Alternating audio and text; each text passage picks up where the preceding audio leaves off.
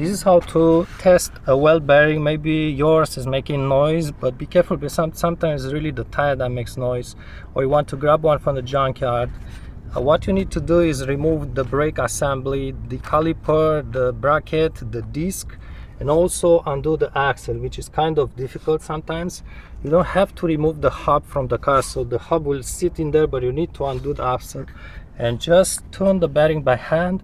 I recommend you do this if you suspect the bearing before you detach the bearing from the hub, because that's the tricky part. So before, turn it by hand, and it should be smooth, not grabbing. Turn it all around. It shouldn't be making any noise, and also not be rough or have rough spots. That's why you turn it all around. So if it's really smooth, it should be a good bearing.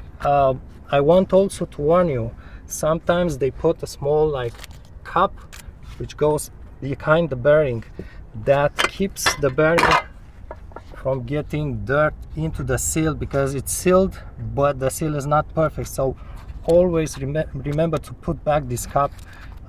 This is from a Volvo, and I think it goes with a smaller size on the bearing, so it fits nicely. Always replace this part.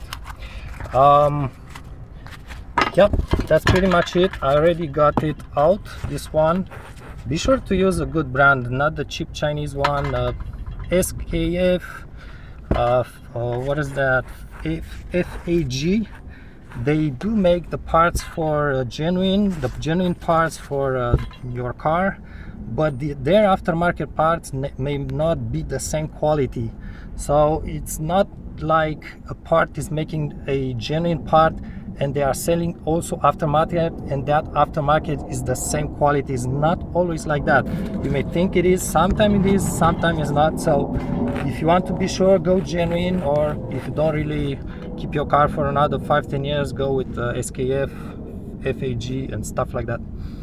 But always test the bearing before trying to remove it from the hub, because if you just, oftentimes it's stuck in the hub. See the corrosion in there, it's really stuck in there. Oftentimes you need a puller to remove from there.